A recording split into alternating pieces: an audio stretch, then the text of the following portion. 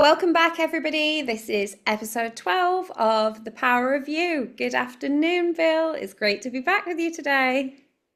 I love these sessions.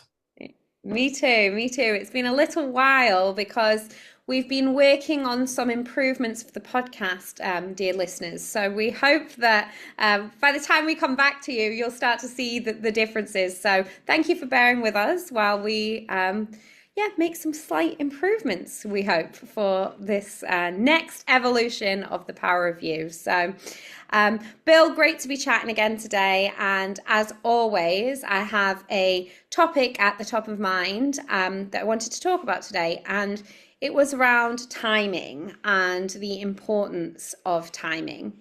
And I think a lot of us in life want things and we want things now. And often that comes from our ego or these thoughts that we are ready for certain experiences or certain accolades or certain achievements and accomplishments. But and I'm sure as the conversation goes, we'll see where this goes. But I'm sure we maybe perhaps agree that timing is really pivotal when it comes to our growth. We there is such thing as the right time, putting yourself in the right position for the right opportunities to find you. I guess to open up today, when you think about timing, both in your life and for opportunities and experiences, how has timing played a critical role in your journey, in your growth journey? It's always important because um, as soon as you get a great idea, you kind of want to blurt it out and share it with other people. It's a natural tendency. But some of our greatest ideas aren't fully baked when they pop into our head. They sound to us as if they tell the whole story, but they're really just the beginning of the story that's evolving in our minds. And if we speak them too soon, it, it depletes the energy to some extent, um, particularly if the people you're around aren't in the right state of mind to be receptive to it. And they give you negative feedback, and all of a sudden your balloon has popped, Mm. and you feel like, well, maybe I shouldn't have shared that so soon. Maybe I should have worked on it and looked at it from various angles before just blurting it out. It was so clear to me, but it wasn't, parts of it weren't articulated in words in my mind. I heard 10 words. I thought that was the whole story, but that's because I was picturing how it connects to several other things. So it was really more complicated. And the whole thing is what convinced me that it was a good idea, not just those 10 words. And I just blurted some version of the 10 words just out of enthusiasm, but the timing was lousy. Mm.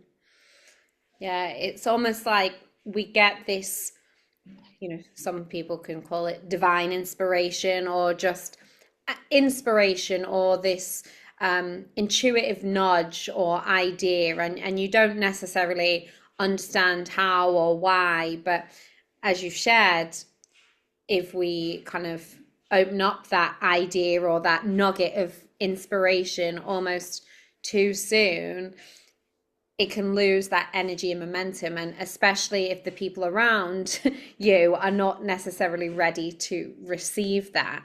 I also think there's a piece around that inspiration being yours for a reason. And it probably won't, if it doesn't make full sense to you right now, even, it probably won't make full sense to the people that are around you either, because that inspiration is yours and it's meant for you to kind of, I guess, piece together. So when you think about, that inspiration or intuitive pull, how should people kind of explore that further, or as you say, like bake the idea more fully before sharing or bringing it into the world? What I do now is I sit down and I start to write, and I just let it flow out without editing it. And it starts with that idea, but then it leads to other ideas, and then a whole bunch of stuff has come out. And I see there are more sides to it. Um, and then I might see that the words that I was using in my mind were very personal. They were, as you say, they were meant for me. So they were talking to me in my own inner head language. But it's not, that's not the language that works on other people. You have to kind of translate it into basic English or, whatever language you're speaking. Um, Also, another thing that I wanted to say about this is um, it's also possible that you'll get these ideas at a time where you don't have an opportunity to go right at that moment. Although I've been known to get up from the dinner table and say, I just have to write something down right now. And Lalita now understands what that means, and it's hopeless to try to stop me or ask me any questions. And at any rate, you could be far from a situation where you can actually write stuff down. Um, the other thing to note here is that um, if it is inspiration, then expect synchronicity to be at play, which also means that I guess the way I put it to myself at one point was, you saw it happen, now let it happen in the dance. Meaning you had that flash, but wait until it's evoked by the action. And then what often happens is somebody will just cue you up to say that line maybe 10 minutes later, or 10 seconds later, or 3 days later. There'll just be the perfect opportunity to bring that idea out. So Mhm. look for those moments that, oh, why is this happening now? It might be a very negative thing. Oh, but this is my opportunity to use that thinking that I had come up with. Okay, let's try it. Yeah, it's almost like when the inspiration comes to you, it's almost like you need to go through this training ground almost, right? Of okay, you have the inspiration, but it might not be the right time, or you might not have all the skills or all the um, abilities that you need to, I guess, use this inspiration or impact the world with this inspiration straight away. So I kind of think of that waiting or holding period as almost like your training ground, because I think often we can feel frustrated sometimes when things aren't happening, especially if you've got this idea or you've got this inspiration. And for people listening, if there's something inside you that you just have this notion or feeling that you need to do, or place you need to go, or something you need to bring into the world, we understand that it can feel frustrating. However, there is like this time period, or this training that needs to be undertaken in order for this to come to fruition. And that's kind of what you were sharing there. Like it you will find that at certain points in time you'll almost be invited in, and then it makes sense. So what you were sharing there is like, you might have that idea, you might have that inspiration, but then you'll find that these synchronicities or coincidences, if you want to look at it like that, these perfect opportunities start to open up, and it'll almost feel like an invitation rather than uh yeah, so when you think about going to a party, it will feel like the door is wide open rather than you literally knocking on every door trying to figure out where this party is being held. It will feel more effortless than it will hard work, if you like. Exactly. And I think that's So, how we know timing is aligning. yeah, we're getting cues from the universe as to the right timing. And um, you mentioned frustration. Like, you have something important to say. It's so relevant to, let's say it's a meeting. You're in a meeting with a bunch of people, and um, they're all talking, and they're all talking fast, and they're interrupting each other, and they're talking over each other, and they're going off in what you feel is like the wrong direction. And you've got the perfect answer that can solve the whole thing, and everybody will be happy, and you'll be happy. And so when I'm in a situation like that, there's been this recurring situation that occurs where I'm waiting for the right moment where people take a breath, where I can jump in. And I start to jump in, but it doesn't work. The railroad trains are crashing, and start to get a little frustrated. Then try again, and the same thing happens. And then I try again, and then I realize, wait a second, this is the universe telling me, hold your fire. This isn't the right moment to do that. And then one of two things happens. Either it goes on like that, and we end the meeting, and I write the note afterwards, or sometime later in the meeting, there's kind of a stillness. Nobody is talking, and it's like a feeling of waiting. And then I come out with it, and it works.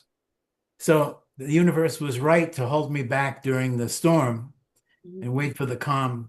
And so now when it happens, I don't get frustrated. I recognize, oh, it's one of those. Kind of laugh at it. But I think that's important, right? Because you've had that experience now in order to recognize that not to keep pushing. Because I think what a lot of us do is think, oh, this door's not opening. Maybe I just need to push a little harder, right? And actually, if that door is locked, it's meant to stay locked. It doesn't mean forever, but for now, it's not a case of grit and resilience. And I think this is where so many of us exhaust ourselves actually and burn ourselves out, because we try to push through a door that is meant to remain locked at the moment. And I think what you're sharing is you have that understanding, whether it be in a meeting and, trying to fight to speak, whether it be in your business and you're trying to make a certain thing happen or work, whether it's in a relationship or a friendship. Like, pushing doesn't actually help things. All it does is exhaust you, and not only will then you be frustrated, you'll also be depleted and probably quite burnt out. And when you try to push through that door at that point in time, not only are you depleting your own energy, but you're also missing the path and perhaps this easier, more aligned route. And I think that's the thing. There is always a more aligned way. And I guess what you've shared is you pick up on those signals now, and you're able to recognize and you're able to understand, okay, this door is locked for a reason. Doesn't mean it's going to be locked forever, just means it needs to be locked right now, because there is a more aligned and easier path. And I think a lot of us could learn from that, because I know for myself, like I've definitely, you get frustrated and you're like, oh, why is this not working? And especially when you've got that divine inspiration and you have an idea or something that is meant to come to fruition or come into the world. But it is a great lesson in like trusting the timing, and can you allow it to be easier? Because I think a lot of us carry this belief, if it's not hard, you don't deserve it, right? and I think a lot of us keep ourselves stuck in that narrative that if it's not hard and you've not suffered, then you don't deserve it. And I don't believe that to be true. So I guess really for anybody listening, it's like, can you allow it to be easier? And what makes you think that it needs to be hard? It's, an ancient Chinese philosophy was called, or still is called, Wu Wei, W-U space W-E-I, as transliterated into English. Um, and it means going with the flow of the Tao. Mhm. And but in order to go with the flow of the Tao, you have to accept that there is a Tao. And in fact, all you have to really accept is that there could be a Tao. And you just allow for the possibility that there is a conscious universe trying to help. And so I translate that in my mind to taking every meeting or communication opportunity as a reconnaissance, where I'm really there to test ideas, learn, make my ideas better, make them able to be more communicable, um, learning the right words that do get through and land and resonate, and the ones that don't get through and are dissonant to the other person. The tripwire words that you didn't mean in a bad way, but people have bad associations with it, and it interrupts the flow of the trying to get your idea across. Of course, accepting everything as a reconnaissance, as a learning experience along the way, and putting off the achievement uh, runs into the problem of attachment Mhm. because we are hardwired meaning that inner robot, the AI inside, um, wants the achievement because we start from a feeling of needing to compensate for our lack of self-trust, our lack of self-belief, or dwarfing of ourselves. Um, and so we know we would be pepped up by achieving something that would give us, I'd be able to shed the self-doubt and, you know, step out and stand up in the light and be all of myself. Uh, so it's logical that we would get attached, but it's so counterproductive. The more attached we are, the more we're pushing away the thing we want. Mhm. It's so interesting, isn't it? Because we seek the achievement, the accomplishment, the accolade, the goal, because we believe that that will make us feel worthy or accomplished or yeah, worthy, accomplished. And then that will, it's almost like we're waiting for permission for that to make us the person we want to be. But actually, it's so counterintuitive because actually, you need to be the person you want to be, and you need to feel these feelings of worthiness and accomplishment in order to ultimately get what you are desiring. So, the focus is not, again, on anything outside, but within. And, you shared about Chinese kind of, I can't remember the word, the Wu Wei, was it? Yeah. That's Yeah. And it's interesting you share this because I was just talking yesterday to a friend about life as a river and how we often spend a lot of time trying to fight the current, right? And it's almost like if you think of life and we try to like paddle upstream, we're literally like, I don't want to go that way. Right? And we're trying to paddle upstream. And again, we exhaust ourselves. We tire ourselves out. It's not that fun to try and swim against the stream. And actually, when we surrender to life's meanders and the twists and turns, one, it's more enjoyable, but two, like we can, yeah, it's more enjoyable. But also, we have that deep trust that every meander is leading us somewhere. And I think this links into what we were talking about, the training ground, right? You can have this divine inspiration or this intuition or this nudge or this pull at the beginning of the river, right? But it doesn't mean, just because you're at the top, it doesn't mean that you're in the right position to deliver it right now. And you do need to follow the meanders. And our ego wants to know, our ego wants to be in control. We want to prepare ourselves. But the truth is, we'll never really know. But that's part of the fun, right? Is following this river and collecting the skills, the tools, the experience in order for everything to align. And getting there is half the fun. If you accept that, it's all like playing, and you can use AI now to study the subject in which you've got this idea. Has anybody had anything like this idea before? You can, find that now. Mhm. 10 years ago, you didn't have the tools.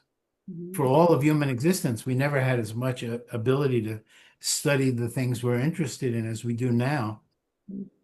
And, even on Google, they have the Gemini AI built in. So any Google search, you can ask a question. It could be a two-paragraph question, and you'll get an answer Mhm. from the AI. Um, and you could use that to self-train to be even more effective in the field that you're entering, or where your passion work lies, where your true inner gifts exist to give to the world and add value to the world. And there's so many of us today since COVID who have changed direction as a result of that period of confinement and the opportunity to look inside and ask, how is my life going, and why am I actually doing these things? And I don't enjoy them. And what would I enjoy? Mhm. And how could I possibly, at age 40 or 30 or 50 or wherever you find yourself in the journey, how could I make that transition? I've already invested 10, 20 years doing this other stuff that I don't like. There's millions of people are in that situation right now, all around the world. And they can study up for the passion work Mhm.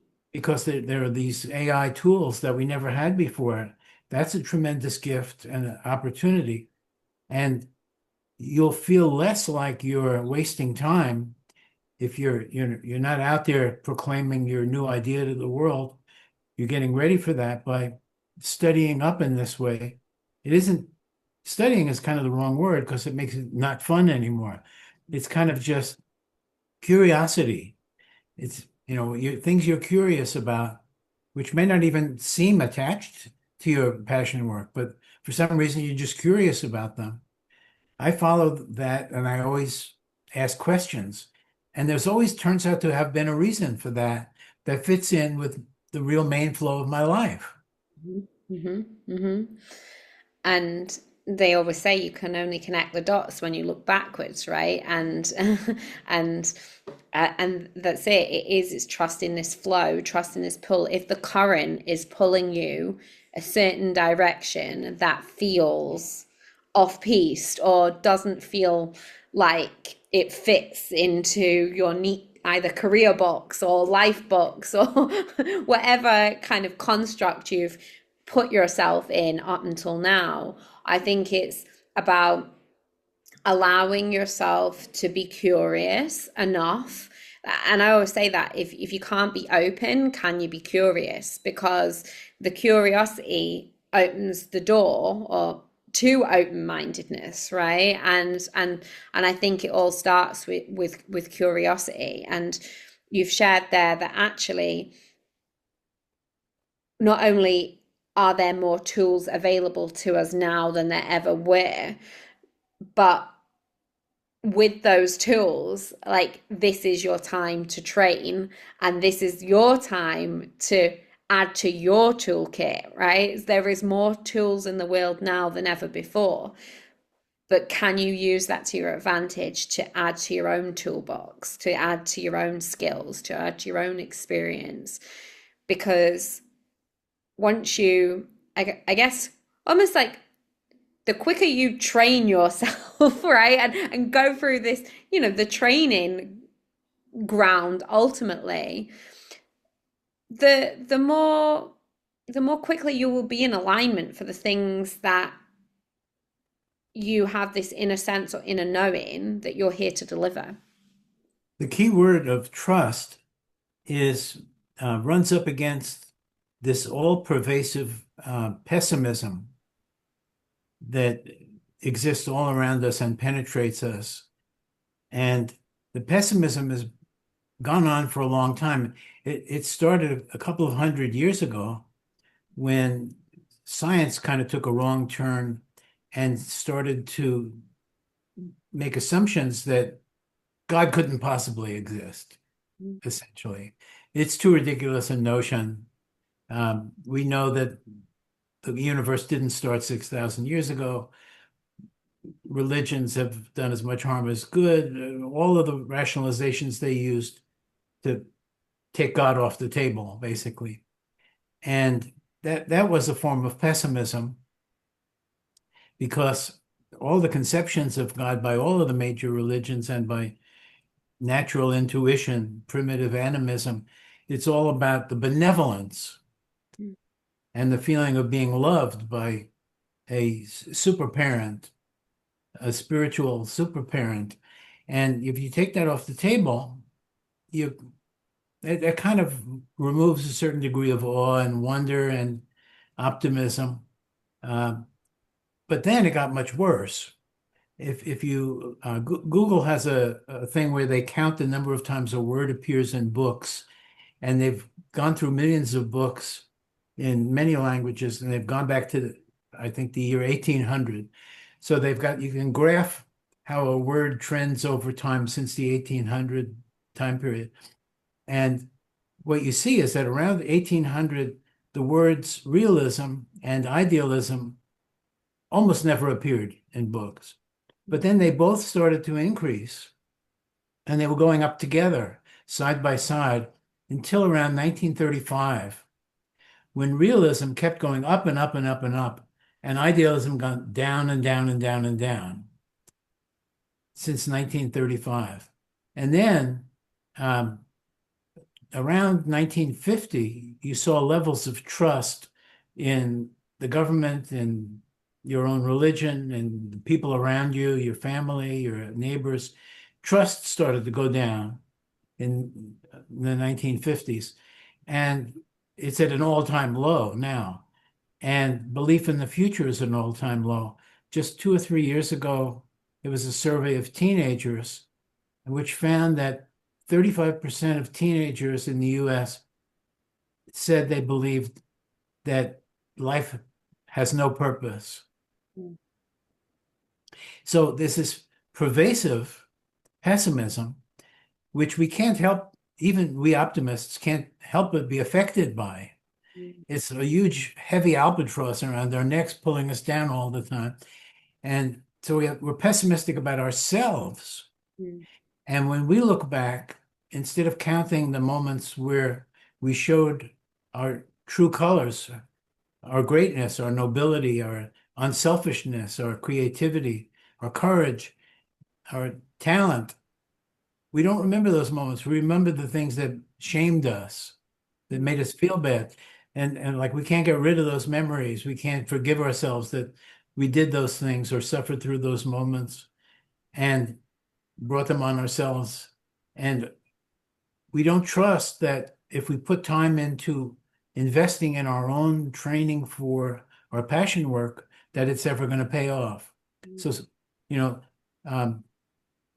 what's the number? 29% of Americans have been medically diagnosed as having lifetime depression. 3 out of 10 people. And so those people, and we meet them every day. 3 out of 10 people we meet every day are in that situation, whether they show it or not. They're not believing in themselves enough to take the time to train themselves. What they should do is decide what the desired end state is, what work they want to be doing, without counting on it or getting attached to it or looking at the outcomes. Just looking at, this is the kind of work I want to be doing, whether it's successful work, unsuccessful work, this is where I want to be. And then plan the steps like you're a company planning a marketing plan. You're marketing yourself to the world. You are a company. You're the manager of the company. You can't just say, okay, the company's doomed, and they just sit there and wallow in your self-pity. Spend the time differently. No more wallowing. Self-control, self-mastery, self-discipline. Use the time effectively because you believe you're going to make it. And you have to therefore trust yourself that if you're not going to make it, you're going to put on a damn good close attempt to make it. And you'll be proud of the effort that you made, even if you don't make it. And you'll enjoy getting there because it's all about your passion work. So training for the passion work is doing the passion work in a sense. So you'll be enjoying it along the way. But don't just sit there and wallow in it. And don't be a pessimist. Leave open the possibility that the universe is actually trying to help you. Look for the clues that the universe is trying to help you, and you'll see them. They've been there all along. You just haven't allowed yourself to see them. Yeah, I think one, that's powerful, and two, I think it just speaks to the importance of optimism.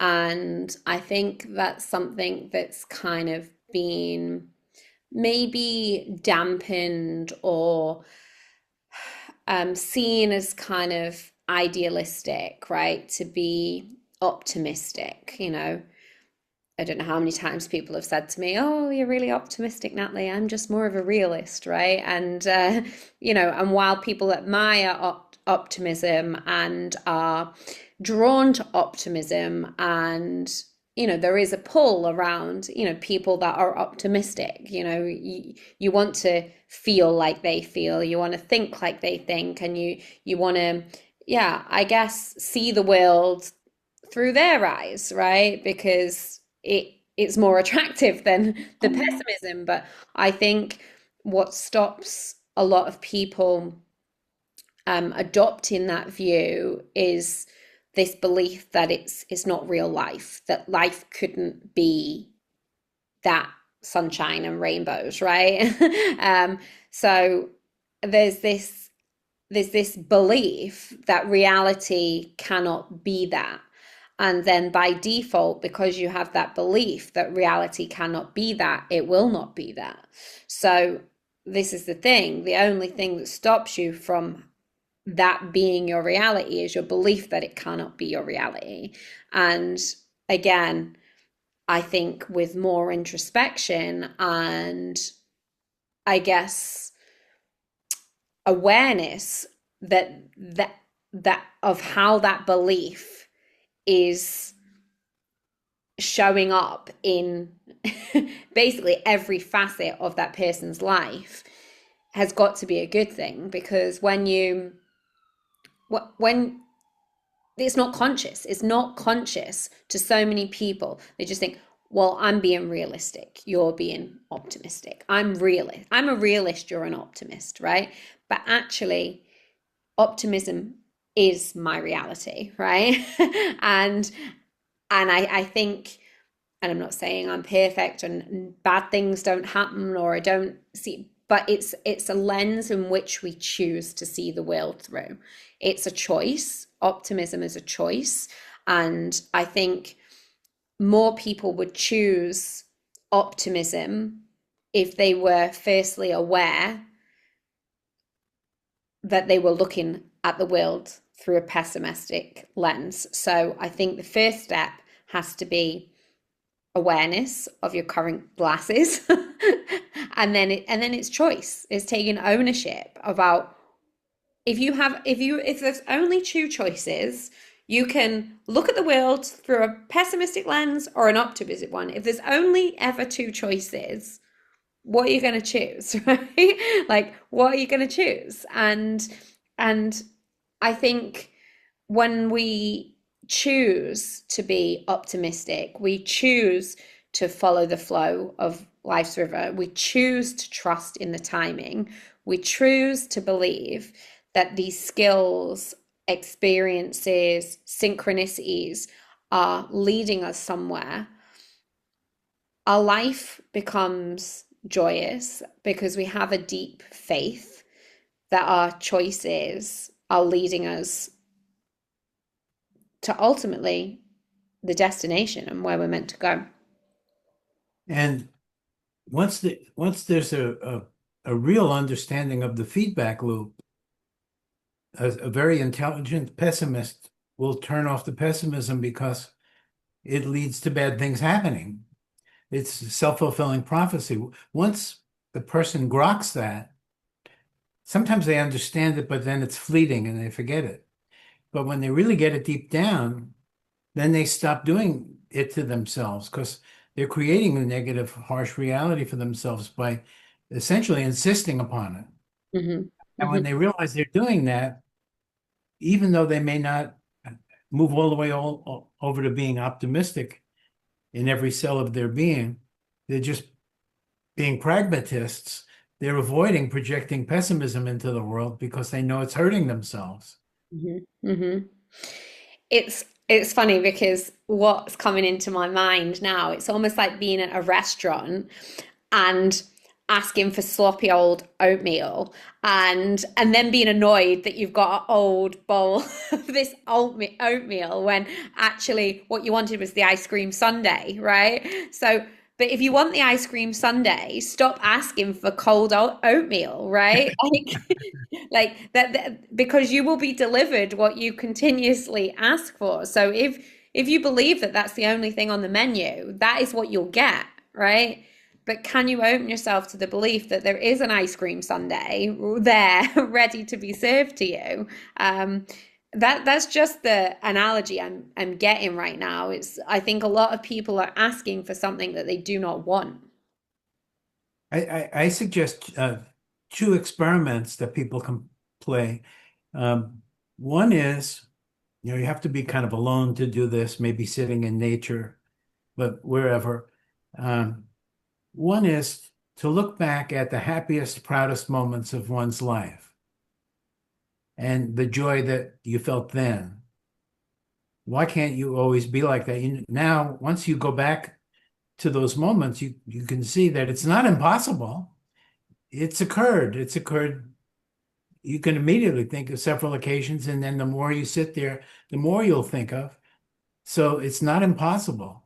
The other is, again, in a meditative space someplace, uh, just as a mind experiment, use your imagination, forget the things you think you know about science and the real world and realism, and forget your life and yourself and everything. Start from scratch, blank slate. What if there were a God? And what if that God created all of us? What would the feeling God have about all of us be? Would would it be possible that God would love us because God created us? Would it be possible that God wouldn't love us? Not likely. He created us. And what did he create us out of? Nothing existed except God. He had to create us out of himself, herself. So we're like cells in God's body then. So how could you not love your arm and your finger and your toe and your ear and so on and so forth? So just thinking that way, you may find you're getting the feeling of God's love. You may not get that feeling. I'm not promising anything, but you might get that feeling. Try it. Yeah, I think really what we're, leaving people with here is about optimism, trust, and I'm really, can you allow it or not even allow it? Are you open or curious to believing or seeing things differently? Like, can can you even if we use the analogy of the river, even if jumping in the river and just surrendering is too much of an ask right now, can you dip your toe in, Are you curious enough to dip in your toe and just feel how it feels and just see? Um, because what I find is when you take that first step, the next one feels easier because jumping into the river right now might feel like a leap, right? But in terms of preparation and the way things work, by the time you're getting there, if you're just tiptoeing, by the time you get into the water, it won't feel like a leap at all. It will feel natural, which again is where we started, really about timing. So understanding that whatever kind of intuitive pull or nudge or inspiration you have, it may feel like a huge jump or a huge leap right now.